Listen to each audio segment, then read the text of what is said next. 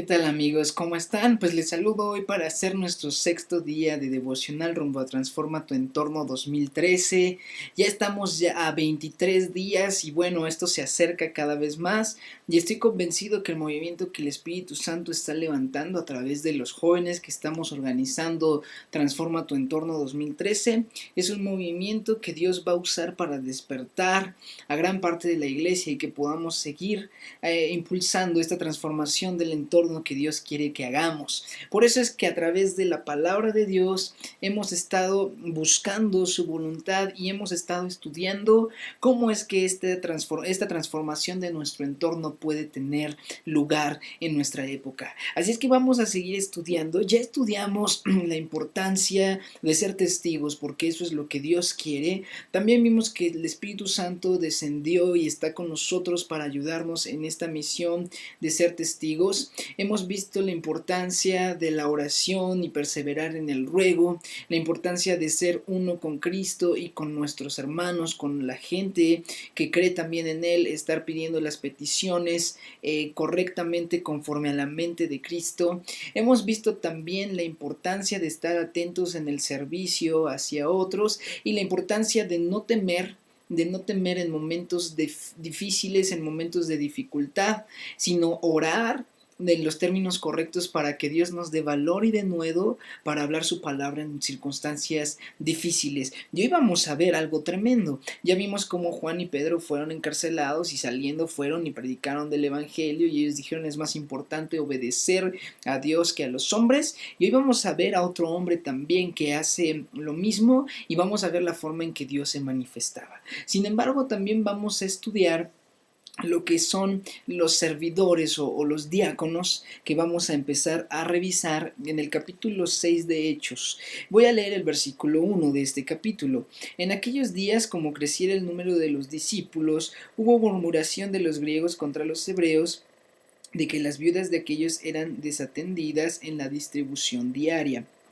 Entonces los 12 convocaron a la multitud de los discípulos y dijeron, no es justo que nosotros dejemos la palabra de Dios para servir a las mesas. Busquen pues, hermanos, de entre ustedes a 7 varones de buen testimonio, llenos del Espíritu Santo y de sabiduría, a quienes encarguemos este trabajo.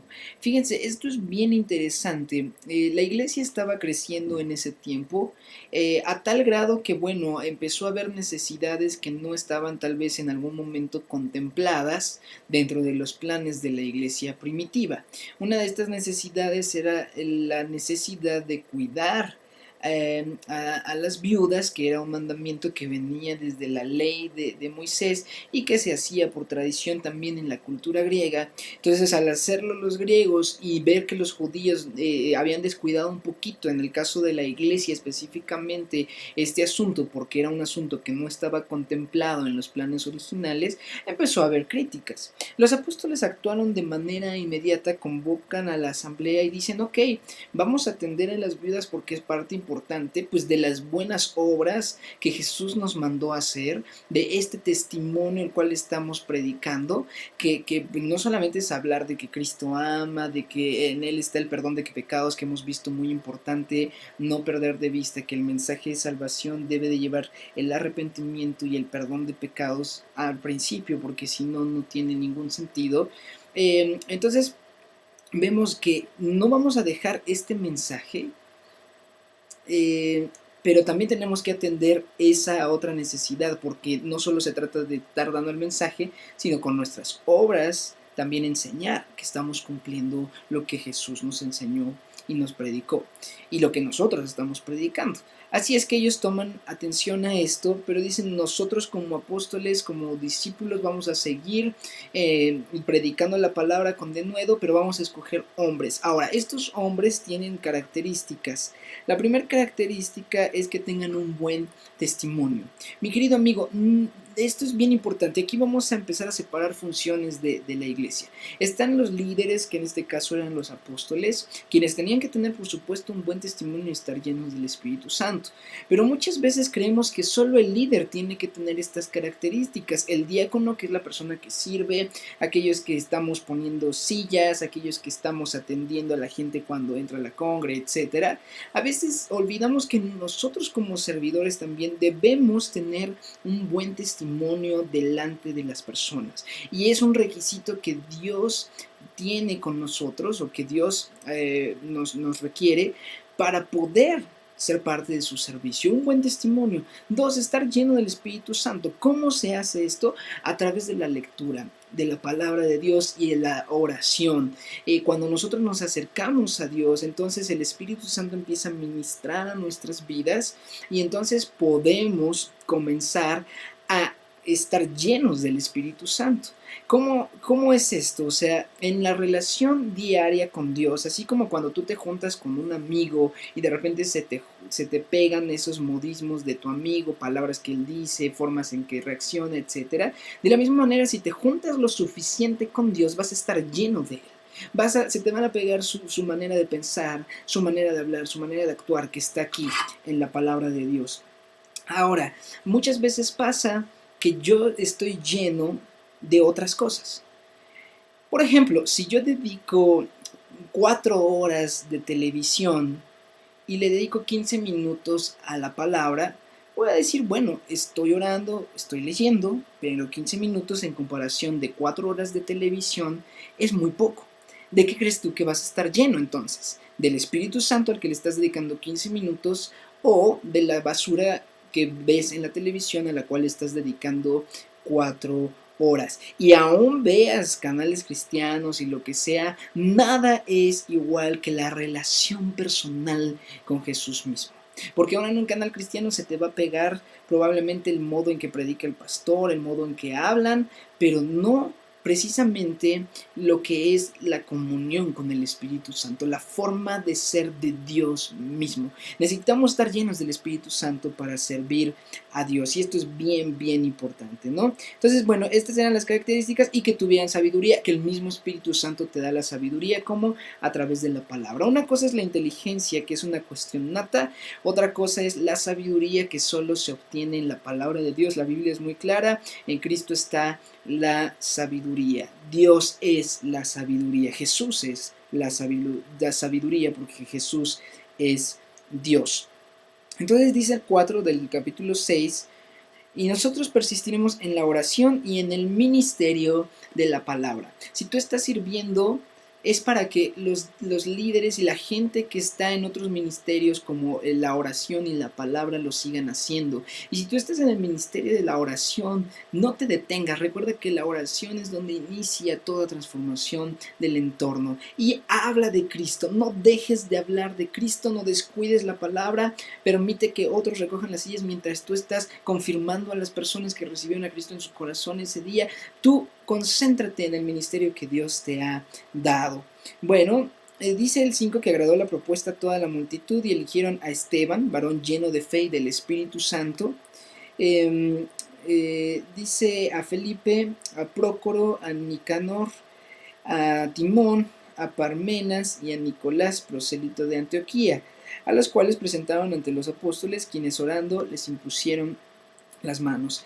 Y crecía la palabra del Señor, y el número de los discípulos se multiplicaba grandemente en Jerusalén, y también muchos de los sacerdotes obedecían a la fe. Es bien tremendo cuando la iglesia está bien distribuida y está perfectamente enfocada en lo que tiene que hacer.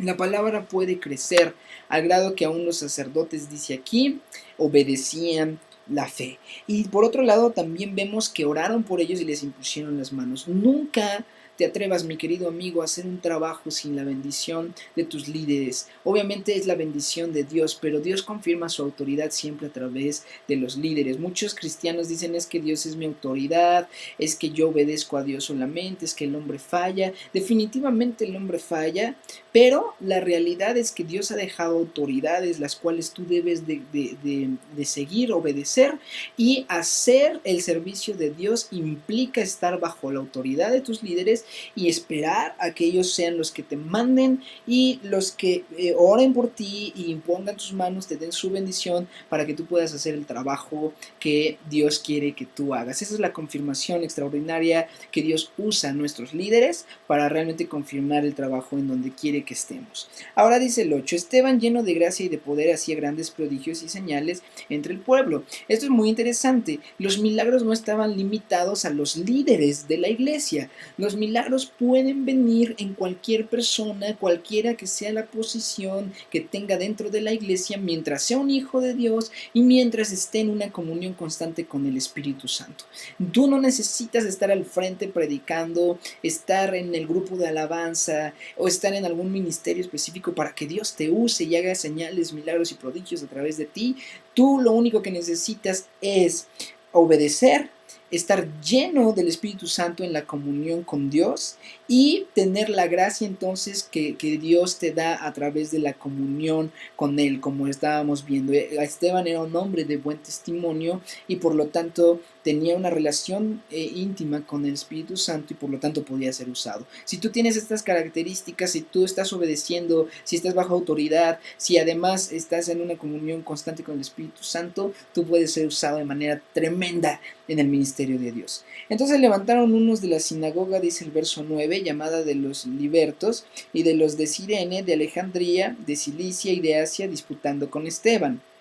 Pero no podían resistir la sabiduría y el espíritu con que hablaba. Me fascina este versículo, es de mis favoritos de toda la Biblia, porque me he encontrado muchas veces en momentos donde hay que argumentar a veces contra gente que está torciendo las escrituras, que está hablando de más o está atacando lo que es el evangelio. Cuando argumentas bajo los principios de Dios, lo increíble es esto: no hay persona que pueda resistir al Espíritu Santo y a la sabiduría que el Espíritu Santo nos da cuando hablamos. Llénate del Espíritu Santo y cuando vengan ese tipo de circunstancias que no debes de propiciar tú, sino que cuando se presente alguna discusión, alguna disputa del evangelio y todo, tú vas a hablar con sabiduría, con gracia, y nadie va a poder resistir. No temas hablar de quién es Dios. Ahora dice, entonces sobornaron a unos para que dijeran que habían oído hablar palabras blasfemas contra Moisés y contra Dios, y soliviantaron al pueblo, a los ancianos y a los escribas, y arremetiendo le arrebataron y le trajeron al concilio, y pusieron testigos falsos que decían: este hombre no cesa de hablar palabras blasfemas contra este lugar santo y contra la ley, pues le hemos oído decir que ese Jesús de Nazaret destruirá este lugar y cambiará las costumbres que nos dio Moisés. Entonces todos los que estaban sentados en el concilio, al fijar los ojos en él, vieron su rostro como el rostro de un ángel. Me fascina la vida de Esteban, porque aún sin ser un líder como tal dentro de la iglesia, él era un diácono, era una persona que servía, aunque sabemos que el líder es un siervo también, pero me refiero, tiene una posición de estar ayudando a la gente, de estar compartiendo con otros de otra manera, con acciones más específicas que estar predicando, etcétera.